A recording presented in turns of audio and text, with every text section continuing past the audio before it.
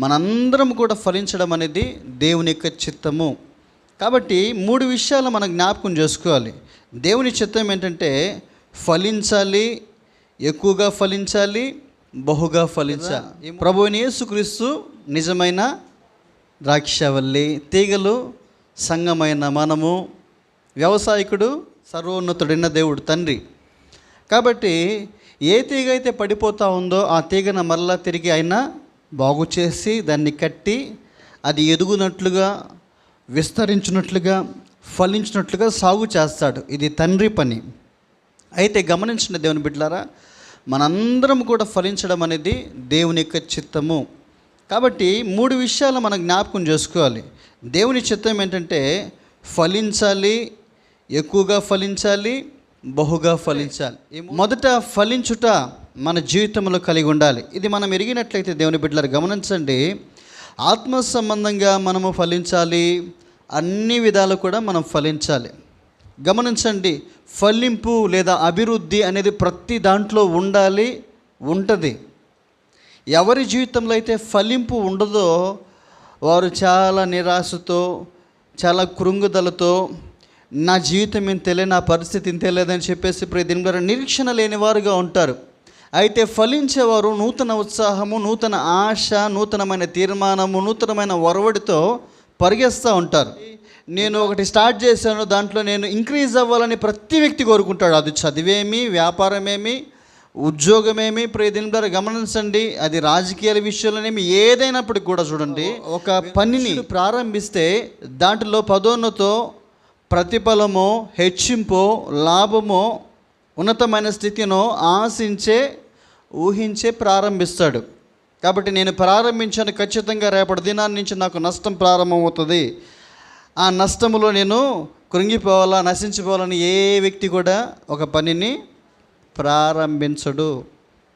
దేవునికి స్తోత్రం, హల్లెలూయా. లోకములోని ఇంత ఆశ, ఇంత నిరీక్షణ, ఇంత పట్టుదల, ఇంత శ్రమ ఉంటే దేవుని బిడ్డలారా, మరి ప్రభువులో నిలుచున్న మనము ఫలించాలి కదా. ఎందుకంటే పడిన మనల్ని ఏం చేసాడు యేసయ్య? తిరిగి లేపి కట్టి నిలవబెట్టాడు. ఇప్పుడు నిలిచిన మనము దేవుని సన్నిధిలో ఏం చేయాలా? ఫలిస్తూ ఉండాలి.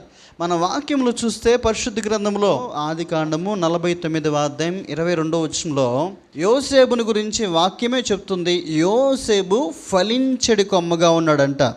Praise the lord. 3 మెట్లు: ఫలించాలి, ఎక్కువగా ఫలించాలి, బహుగా ఫలించాలి. వీటిలో మొదటి మెట్టు మాత్రమే మనం ధ్యానం చేస్తున్నాం. ఏంటది? ఫలించుట. ఫలించుట గురించి ఆలోచన చేసినప్పుడు ఉదాహరణగా యవనుడైన యోసేపు జీవితాన్ని పరిశుద్ధ గ్రంథంలోనే స్పష్టంగా ఆత్మదేవుడే రాపించాడు. యోసేపు ఫలించెడు కొమ్మ అని. గమనించండి ప్రియదేండ్రా, యోసేపు ఫలించడానికి గల కారణాలు ఏంటి అంటే, ఒకంత యోసేపు జీవనశైలి, యోసేపు జీవించిన ఆ జీవితము, తన విశ్వాసత, తన భక్తి, తన యథార్థత, తన నమ్మకత్వము, దేవుని అందులో కలిగిన భయభక్తులు, ఇవన్నీ కూడా ఒకంత మనం ఆలోచన చేయాలి. ప్రియదేవుడు, దేవుని ఉద్దేశం అయితే అందరూ ఫలించాలని. అయితే అందరూ ఫలిస్తున్నారా? లోకంలో అందరూ ఫలిస్తున్నారా? ఫలించట్లేదు. అయితే ఫలించిన వారి జీవితాల్లో మనం నేర్చుకోవాల్సిన కొన్ని పాఠాలు, వారి నుంచి మనము ఎరగవలసిన కొన్ని సుగుణాలు, ప్రియదేవుడు గమనించి అవలంబించవలసినవి మనం ఎన్నన్నా నేర్చుకోవచ్చు. యోసేపు జీవితంలో చూస్తే, యోసేపు యాకోబు కలిగిన బిడ్డలందరిలో చివరివాడు. అప్పటికి ఉన్నవారందరిలో యోసేపుని తండ్రి ఎక్కువగా ప్రేమించాడు. యాకోబు దేవుని బిడ్డలారా, ఆయన ప్రేమించడం మాత్రమే కాదు, చక్కని నిలువుటంగిని ఒకటి చేసి యోసేపునకు తొడిగాడంట. గమనించండి, యోసేపు తండ్రి ప్రేమకు ఎక్కువగా పాత్రుడు అవుట్ని బట్టి తన అన్నలు మిగిలిన వారందరూ చూసి యోసేపు మీద పగబట్టారంట. దేనిని బట్టి? తండ్రి యోసేపుని ఎక్కువగా ప్రేమించాడు, తనకి మాకంటే శ్రేష్టమైన నిలువుటంగిని ఒకటి ధరింపచేశాడు అని చెప్పి ప్రియదేండ్రా యోసేపు మీద పగబట్టారంట. మీరు అర్థం చేసుకోవాలి ఈ మాట. దేనిని బట్టి? తండ్రి చేత యోసేపు ఎక్కువగా ప్రేమించబడుతున్న బట్టి. యోసేపు జీవితాన్ని మనం ఒకంత ఆలోచన చేస్తే యేసు ప్రభు జీవితానికి మనం సాదృశ్యంగా చూడవచ్చు. యోసేపు జీవితాన్ని గమనించండి. యేసు ప్రభు కూడా ఈ భూలోకంలో జీవించినప్పుడు తండ్రి ఒక మాట అన్నాడు, ఈయన నా ప్రియ కుమారుడు, ఈయన యందు నేను ఆనందిస్తాను. కారణం ఏంటి? తండ్రికి ఇష్టడుగా కుమారుడైన యేసుక్రీస్తు ఈ భూలోకంలో జీవించాడు. అదొక్కటే కారణం. ఇప్పుడు యోసేపు కూడా తండ్రి మిక్కటంగా ప్రేమించడానికి కారణాలు ఎన్నున్నప్పటికీ కూడా తండ్రికి ఇష్టకరంగా యోసేపు ఉన్నాడు. ప్రియదినుల వాక్యములో మనం ఆది కాండంలోనే చూస్తే యోసేపు అంట 37వ అధ్యాయంలో ఆది కాండంలో యోసేపు జీవితాన్ని మనం గమనించగలిగితే యోసేపు తన అన్నల చెడుతనమనంతా కూడా గమనించి తండ్రికి కంప్లైంట్ చేస్తూ ఉండేవాడు ఎప్పటికప్పటికి. నానా, అన్నలు ఇట్లాగా తప్పుడు పనులు చేస్తూ ఉన్నారు, లేకపోతే తమకి ఇష్టం వచ్చినట్లు జీవిస్తూ ఉన్నారు, వారు త్రోవ తప్పుచూ ఉన్నారయ్యా, అది మనకి అపకీర్తి కదా అన్నట్లుగా చిన్నవాడైన యోసేపు అన్నల యొక్క క్షేమము కోరి, కుటుంబ శ్రేయస్సును కోరి, ప్రియదేని ద్వారా గమనించండి, కుటుంబ విలువల్ని పోగొట్టుకోకూడదని తండ్రికి ఎప్పటికప్పటికి అన్నల యొక్క చెడుతనాన్ని సమాచారం ఇస్తూ ఉండేవాడు. ఈ దినాల్లో కూడా దేవునికి ఇష్టకరంగా ఉన్న వ్యక్తులు లోకానికి ఇష్టంగా ఉండరు కొన్నిసార్లు. ఆ మాటలు మీకు అర్థమవుతున్నాయి కదా. దేవునికి ఎవరైతే ఇష్టలుగా జీవిస్తారో వారిని లోకం ఏం చేస్తుంది? ద్వేషిస్తుంది, వారి మీద పగబడుతుంది. కారణం ఏంటి? దేవునికి ఇష్టలైన వారిని దేవుడు ఆశీర్వదిస్తాడు, వారిని ప్రత్యేకంగా ప్రేమిస్తాడు, వారికి ప్రత్యేకమైన తలాంతులు ఇస్తాడు, వారిని నీతి వస్త్రము చేత, మహిమ వస్త్రము చేత, గమనించండి, ఘనమైన వస్త్రముల చేత సత్కరిస్తాడు మన తండ్రి అయిన దేవుడు. Praise the Lord. ఈ ప్రత్యేకతను బట్టి లోకం ఏం చేస్తుంది అనగా, లోకం అంటే ఈ అన్నలు లోకంలో చెడుతనంలో నడిచేవారు కొన్ని పర్యాలు దేవుని చేత ప్రేమించబడుచున్న వారిని చూచి ఏం చేస్తారు? పగబడతారు, ద్వేషిస్తారు. ఈ దినాన ప్రభువుని బట్టి ఒకవేళ మనల్ని ఎవరైనా తక్కువగా, హీనంగా తోలనాడి మాట్లాడచ్చు, తక్కువ చేసి మాట్లాడచ్చు, దూషిస్తూ ఉన్నారా, మనం ధన్యులము ఆ సమయం అంతా కూడా. Praise the Lord. ఎవరిని బట్టి? ప్రభువుని బట్టి. అంతే.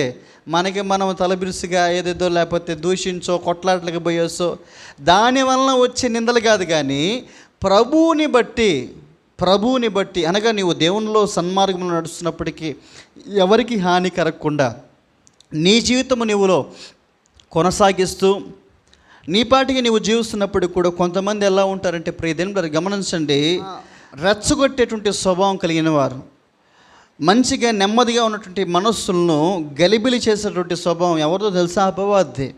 ఎందుకంటే వాడికి నెమ్మది ఉండదు కాబట్టి సమాధానకరంగా ఉండేవాడిని చూస్తే వాడికి ఈర్ష్య, వాడిని కూడా ఏదో ఒక రీతిగా నెమ్మది లేకుండా చేసేయాలని.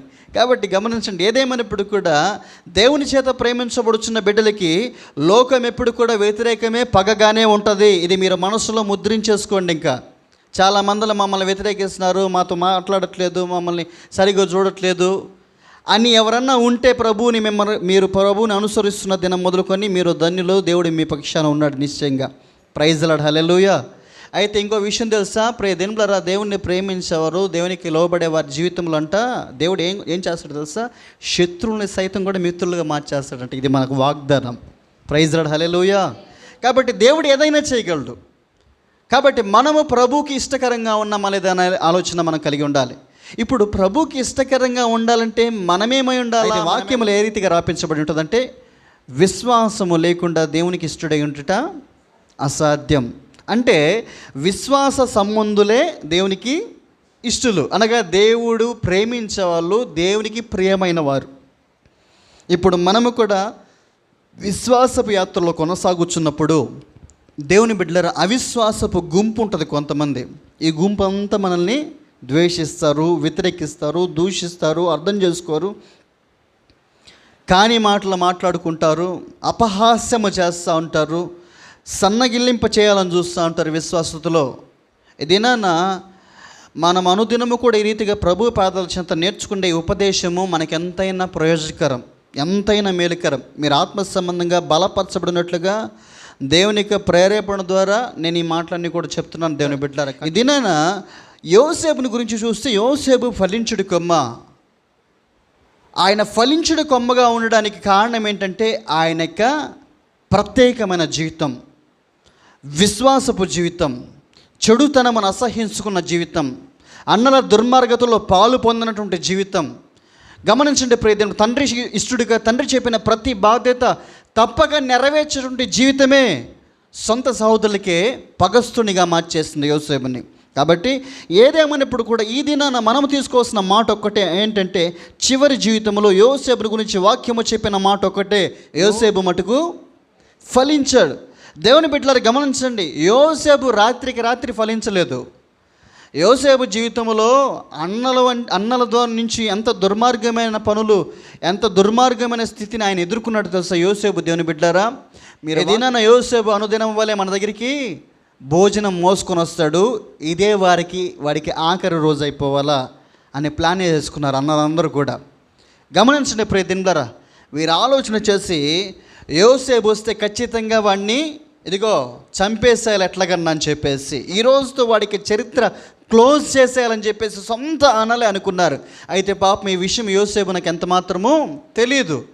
రోజులాగానే సంతోషంగా నా అన్నలు పాపం కష్టపడుతున్నారేమో, ఎండలు ఎంతెంత దూరంలో ఉన్నారు అని చెప్పేసి అరుచుకుంటా పాటలు పాడుకుంటా అన్నం మోసుకొని వచ్చేసి ఎట్లగేళ్ళకి అన్నల దగ్గరికి చేరిపోయాడు. ప్రియ దినలారా, అన్నల దగ్గరికి చేరిపోయాడు. అన్నల హృదయం నిండా ఏముంది? ద్వేషము, పగ. వీడిని ఈ రోజుకి చంపేసేయాలి ఎట్లయినా అని చెప్పేసి. యోసేపుకి ఎంత మాత్రం అన్నల మనసులో ఉన్నది తెలియదు ప్రియ దిన. అందుకని క్షేమ సమాచారమైన అడగట్లేదంట, ఏంరా తమ్ముడా ఎట్లున్నావు ఏమని. ఏం లేదు, గబగబా యోసేపు తీసుకొచ్చిన ఆహారం అయితే తీసుకున్నారు. గమనించండి ప్రియ దినలారా, వాళ్ళు వేసుకున్న ఆలోచనలు బట్టి వాడిని చంపచూచినప్పుడు తనలో ఒక అన్న రూబేన్ అంటుంటే అన్నకు ఆలోచన వచ్చింది, అయ్యో వీడిని చంపేస్తే అట్లాగా, ఎందుకంటే తండ్రి నాకు అప్పగించాడే వీడిని జాగ్రత్తగా చూసుకోమని చెప్పేసి. కాబట్టి చంపడము న్యాయం కాదని చెప్పేసి సహోదరులతో మాట్లాడి ఏం చేశాడంటే, ఈ యోసేపును గుంటలో పడేద్దాం అంటే, రూబేన్ ఆలోచన ఏంటి, ఎట్టగొట్ట పైకి వచ్చి ఎవరి ద్వారా ఇంటికి వచ్చేస్తాడు బతికే అని చెప్పేసి ఏదో రీతిగా గుంటలో పడేశారు. ప్రియ దినలారా, విషయం ఏంటంటే, ఆ గుంటలో పడిపోతే వీరేం చేస్తున్నారు తెలుసా, గట్టు మీద చేరి యోసేపు తెచ్చిన భోజనం తినడానికి సిద్ధపడుతున్నారు. ఎంత దుర్మార్గమో కదని. అందుకని అన్నలు ఎంత దుర్మార్గులంటే, అక్కడ గుంటలో పడిపోయి యాతన పడుతూ దుఃఖిస్తూ అంగలారుస్తూ, అన్నలారా నేను మీకు ఏం అన్యాయం చేశానయ్యా, నేను మీకు భోజనం మోసుకొచ్చాను కదా, నేను మిమ్మల్ని ఎంతగానో ప్రేమించాను కదా, మీ క్షేమాన్ని కోరుకున్నాను కదా, మీకంటే నేను చిన్నవాడిని కదా, ఎందుకు ఇటు దుష్ట తలంపు నా మీద కలిగింది, దయచేసి నన్ను బయటికి తీండయ్యా, నన్ను బ్రతకనివ్వండి అని యోసేపు ఎంతగా అంగలారుస్తున్నాడో పాపం ఆ గుంటలో పడిపోయి. ప్రియ దినలారా, అక్కడ తమ్ముడు అల్లాడిపోతూ ఉంటే వీళ్ళు పైన చేరి భోజనానికి సిద్ధపడుతున్నారంట. అంటే ప్రియ దినలారా గమనించండి, అంత కఠినమైన మనస్సు అపవాది చేత ప్రేరేపించబడే వారికి ఉంటుంది. ఇంత భయంకరులుగా మార్చబడిపోతారు ప్రియ దినలారా. వారికి మన బాధ, మన వేదన, మన దుఃఖము, కన్నీరు కనపడవు. దేవుని బిడ్డలారా, వారికి కనపడిపోయిన మన దేవుడు నమ్మదగిన సాయకుడు. ఆయన దృష్టి ఎప్పుడు మన మీద ఉంటుంది. దేవునికి యోసేపు పట్ల దేవునికి ఒక గొప్ప ప్రణాళిక ఉంది. అదేంటంటే, పిట్ నుంచి అనగా గుంటలో నుంచి ప్యాలెస్కి నడిపించాలనే గొప్ప ప్రణాళిక. గుంటలో పడిన వాడు గొప్ప అంతఃపురములో జీవించే కృప దేవుణ్ణి అనుసరించి నడిపించబడిన బట్టి కలిగింది యోసేపునకు. కాబట్టి ఎవరైతే దేవునికి ఇష్టకరంగా జీవిస్తారో ఈ భూలోకంలో ప్రియ దినలారా, వారి ఎడల దేవునికి చిత్తము, దేవునికి కనుదృష్టి, దేవుని కాపుదల, దేవుని భద్రత ఉంటుంది. కొన్ని పర్యాలు మన పరిస్థితులు కూడా అలాగా ఉంటాయి. గుంటలో పడిపోయినట్లుగా ఎవ్వరు నాకు సహాయం లేరు, నిస్సహాయ స్థితిలో ఉన్నాను, ఇంకా నా జీవితం అయిపోతుంది అన్నట్లుగా మన జీవితాల్లో కొన్నిసార్లు మనల్ని మనం ఎంచుకొని కృంగిపోతూ ఉంటాం. అయితే మనుషులు ఎల్లరూ మనల్ని దూరపరిచినా, ద్వేషించినా, దూషించినా దేవుడు మటుకు చేయి విడిచేవాడు ఎంత మాత్రము కాదు ప్రియ దినలారా. హల్లెలూయా, ప్రైజ్ ది లార్డ్. గమనించండి, దాని తదుపరి వారి అన్నల్లోని యోధాకి మరి ఒక ఆలోచన కలిగింది. అరే ఈ గుంటలో పడేస్తే వీడి వల్ల ప్రయోజనం ఏముంది, అదిగో ఇష్మాయేలు వెళ్ళిపోతూ ఉన్నారు, వాళ్ళకి అమ్మేద్దాం అనుకున్నారు. గుంటలో నుంచి అట్లగట్ల బయటికి తీశారు. యోసేపు సంతోషపడిపోయాడు. ఏమనుకుంటున్నాడు, నా అన్నలకి మనసు మారింది, నన్ను బ్రతికి చేయడానికి లేపారు అనుకుంటున్నాడు. వీళ్ళ మనసు ఏంది, దాంట్లో పడేస్తే మనకేమొస్తుంది, అమ్మేస్తే డబ్బులు వస్తాయి. చూసారా ప్రియ దినలారా, ఆయన సంతోషం క్షణాలు కూడా లేదు. వెంటనే ఇష్మాయేలుకి అమ్మేశారు. గమనించండి, వారు బానిసగా చేసుకోవడానికి అతన్ని కొనుక్కున్నారు ప్రియ దినలారా. ఎట్లా తీసుకెళ్ళాలి తెలుసా, బానిసల్ని ప్రియ దినలారా పూర్వము చేతుల్ని తాళ్ళతో కట్టేసి, వారు ఒకవేళ గుర్రాల మీద వెళ్ళినా, ఒంటెల మీద వెళ్ళినా వెనకాల పరిగెత్తాలా లేకపోతే నడవాలి. పాపం ఇష్మాయేలు గమనించండి, యోసేపును ఐగుప్తు వరకు కూడా ఇట్లాగే తీసుకెళ్ళారు పాపం. ఒకసారి మీరు అది ఆలోచన చేయండి, ఆ పిక్చర్ ఎట్లా ఉంటుందంటే, ఆ ఎడారి ప్రాంతముల్లో ఆ భయంకరమైన స్థితిలో ప్రియ దినలారా యోసేపు ఎంత హింసకు గురవుతున్నాడో యవనస్తుడైన యోసేపు ప్రియదేనులారా. ఇవన్నీ ప్రభు చూస్తున్నాడు. ప్రభు సన్నిధి యోసేపునకు తోడుగానే ఉంది. దేవునికి స్తోత్రం, హల్లెలూయా. చాలా పర్యాలు ప్రియదేనులారా ఇరుకులు, ఇబ్బందులు, కష్టాలు, శ్రమలు, శోధనలు మనకు వస్తాయి, ఖచ్చితంగా వస్తాయి. అయితే దేవుడు చూస్తూ ఊరుకుండేవాడు కాదు. తగిన సమయమందు మనల్ని హెచ్చిస్తాడు. యోసేపు ఇంత భయంకరమైన వ్యతిరేకత తన సొంత సహోదరుల ద్వారా పొందుకున్నాడు. అయినా యోసేపు యొక్క నిరీక్షణ, యోసేపు యొక్క భక్తి, యోసేపు యొక్క పరిశుద్ధత, యోసేపు దేవుని ఎడల ఉంచినటువంటి విశ్వాసము ఆయన కోల్పోలేదు ప్రియదేనులారా. సన్నగిల్లిపోలేదు. దేవుని మీద భారం ఉంచి తను ఎట్టి స్థితికి వెళ్ళినప్పటికి కూడా ప్రభువుకి ఇష్టడుగానే యోసేపు జీవించాడు. బ్రతుకుతానో లేదో అనేటువంటి ఆశే లేనటువంటి స్థితిలో ఉన్న ఒక యవన బిడ్డ ప్రియదేనులారా రాజు తర్వాత రాజుగా మరొక రథములు ఊరేగుచున్నాడంటే ఇది దేవుడు చేసే కార్యం. సహజంగా మనుషుల జీవితాల్లో ప్రియదేనులారా చాలా కష్టతరం, కానీ దేవుడు తలుచుకుంటే, దేవుడు ఒక వ్యక్తిని ప్రేమిస్తే, దేవుడు ఒక వ్యక్తిని హెచ్చించదలిస్తే ప్రియదేనులారా అద్భుత రీతిగా ఆయన హెచ్చిస్తాడు ప్రియదేనులారా. చివరికి యోసేపు దేశములో ఏదైతే ఆజ్ఞాపిస్తాడో అదే ఆజ్ఞ జారీ అవ్వాలి. యోసేపు మాటే దేశమంతా కూడా ఏమవ్వాలా? ప్రకటించబడాలి, నెరవేర్చబడాలన్నటువంటి ఆజ్ఞ రాజు చెప్పేశాడు. ఇంతగా హెచ్చించాడు. ఆ యోసేపును అన్నలు గుర్తుపట్టలేదు, కానీ అన్నల్ని యోసేపు గుర్తుపట్టేసి. కారణం ఏంటంటే యోసేపు పొజిషన్ మారిపోయింది. వీళ్ళు ఏమనుకున్నారు? బానిసగా ఉండి ఎప్పుడో చచ్చిపోతాడు ఎక్కడో అనుకున్నారు. అయితే వెళ్ళిపోయి ఇరుగకనే యోసేపు ఎదుట అందరూ కూడా సాగిలి పడిపోయారు ధాన్యం కోసం అని వెళ్ళి. 50వ అధ్యాయం 20 వచనం చూడండి, ఆదికాండం. మీరు నాకు కీడు చేయ ఉద్దేశించితిరి కానీ నేటి దినమున జరుగుచున్నట్లు అనగా బహు ప్రజలు బ్రతుకున్నట్లుగా. దేనికి ఉద్దేశించాడంట దేవుడు? అన్నలు దేనికి ఉద్దేశించారు? కీడుకు ఉద్దేశించారు. మన దేవుడు దేనికి ఉద్దేశిస్తాడు? హల్లెలూయా. ప్రియదేనులారా యోసేపుది ఎంత మంచి మనస్సో మీరు గమనించాలి. యోసేపునకు ఇప్పుడు అవకాశం దొరికింది. ఏంటి? ఇంత భయంకరంగా హింసించిన అన్నలు నాకు లడ్డులాగా దొరికారు, ఇంకొక దెబ్బకి వీళ్ళందరినీ చంపేయాలని అనుకోవచ్చు యోసేపు వాస్తవానికి. ఎందుకంటే వారంత ఘోరమైన పాపము పాతకం చేశారు యోసేపు విషయంలో. అయితే యోసేపునది దేవునికి కలిగిన మనస్సు. Praise the Lord. అందుకనే అన్నల్ని క్షమించాడు. యేసు ప్రభు కూడా అదే కదా, కలువరి శిలువలో ఆయన నోరు తెరిచి ఏం పలికాడు? తండ్రి వీరు చేయున్నది వీరు ఎరుగరు కనుక వీరిని క్షమించు. ప్రైజ్ ది లార్డ్, హల్లెలూయా. యోసేపు క్షమించాడు ప్రియదేనులారా అన్నల్ని. మీరైతే నా విషయంలో కీడు తలపెట్టారు, కానీ ఇదంతయు జరుగునట్లుగా దేవుడు నా ఎడల మేలుకరమైన ఉద్దేశాలు కలిగి ఉన్నాడు. ఆ మేలు దేనికో తెలుసా? కేవలం నేను బ్రతకడానికి కాదు, నా ద్వారా అనేకులు బ్రతకడానికి. హల్లెలూయా. దేవుడు మనందరి పట్ల ఈ ఉద్దేశం కలిగి ఉన్నాడండి. మనం అనుకుంటున్నాం యోసేపు వల్ల చాలా పర్యాలు గుండెలో పడిన స్థితితో, అమ్మివేయబడి స్థితితో, బానిసత్వమో, ఆర్థిక పరిస్థితులు సరిగ్గా లేకపోవడమో, కృంగుదలలో ఉండడమో. అయితే దేవుని బిడ్డ కొంతకాలం శ్రమలు వస్తాయి. ఎంతకాలము? కొంతకాలమే, జీవితాంతం కాదు. అయితే నీ ఒకసారి స్థిరపరచబడిన తర్వాత నిన్ను దేవుడు ఆశీర్వదించడం మొదలు పెడతాడు. దేవునికి స్తోత్రం, హల్లెలూయా. నిన్ను దీవించడం మొదలు పెడతాడు, హెచ్చించడం మొదలు పెడతాడు. ప్రియదేనులారా ఆ హెచ్చింపు మనుషులు ఊహించని రీతిగా ఉంటుంది యోసేపునకు వలె. కాబట్టి యోసేపు ధైర్యంగా చెప్పగలుగుతున్నాడు. ప్రేమ మనస్సు, ప్రేమతో కలిగిన ఆ యొక్క వాక్కులు ఎంత గొప్పవో. మీరు నా విషయమై కీడు తలపెట్టారు, కానీ ఇదిగో ఈ దినమున అనేకులు బ్రతుకున్నట్లుగా దేవుడు నా విషయమై మేలు ఉద్దేశించాడు. ఇప్పుడు మీకు అర్థమైంది కదా యోసేపు ఎవరంట? ఫలించడి. యోసేపు ఫలించడానికి గల కారణం ఏంటంటే నీతియుక్తమైన జీవితం, దేవుని మీద ఆధారపడిన జీవితం, పరిశుద్ధతను కాపాడుకున్న జీవితం, తండ్రికి ఇష్టడుగా జీవించిన జీవితం, నమ్మకమైన పనివాడిగా ఉన్న జీవితం. ప్రియదేనులారా ఇట్లాంటి జీవితాలు మన జీవితంలో కూడా ఉండాలి. మనము కూడా ప్రభు సన్నిధిలో ఎట్లా ఉండాలా? నమ్మకస్తులంగా ఉండాలి. దేవునికి సన్నిధిలో దేవుడు చెప్పిన ప్రతి మాటకు విని విధేయత చూపించే వారంగా ఉండాలి. ప్రియదేనులారా గమనించండి, లోకం మనల్ని వ్యతిరేకిస్తున్న ప్రభు ప్రేమను బట్టి వారిని మనం ప్రేమించే స్థితిలో ఉండాలి. దేవుని బిడ్డలారా గమనించండి, ఎన్ని ఇరుకులు, ఇబ్బందులు, హింసలు వచ్చినప్పుడు కూడా ప్రభు మీదే ఆధారపడేటువంటి స్థితి ఉండాలి. ఎందుకంటే దేవుడిచ్చిన వాగ్దానం విషయంలో ఆయన నమ్మదగిన వాడు. వాగ్దానాన్ని ఖచ్చితంగా ఒక దినాన మన జీవితాల్లో నెరవేరుస్తాడు. అయితే మనకేం కావాలా?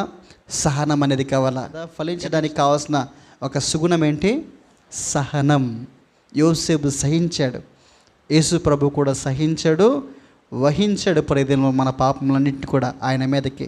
అందుకనే మనకి పరిశుద్ధత, అందుకనే మనకి రక్షణ, అందుకనే మనకి విమోచన, అందుకనే మనకు సంతోషం, సమాధానం, నెమ్మది, దీవెన, ఇవన్నీ కూడా యేసుక్రీస్తు కలువరి శిలువలో సహించుటను బట్టే. ఆయన శిలువలో మరణం అందకపోతే మనకి ధన్యత వచ్చేది కాదు. ఆయన తిరిగి లేపబడకపోతే మనకి నిత్యజీవం ఉన్నదనే విశ్వాసత మనకు కలిగేది కాదు. ప్రియదేవులారా, ఆయన మృత్యువును జయించి తిరిగి లేచాడు కాబట్టి మనల్ని కూడా సజీవునిగా ఆయన నిలబెడతాడు తన యొక్క సముఖమున. నిత్యజీవును మనకు అనుగ్రహించగలడు. యుగ యుగముల పరలోకములో తనతో పాటు సంతోషకరమైన రాజ్యములో మనల్ని జీవింప చేయగలడు. ప్రియదేవులారా, అటు కృప ఆత్మదేవుడు అనుగ్రహించడానికి దినాన ఈ మాటతో మనతో మాట్లాడుతున్నాడు. ఏంటో తెలుసా? మనం ఏం చేయాలి దినాన? ఆత్మ సంబంధంగాను భూ సంబంధంగా కూడా మనము ఫలించాలి.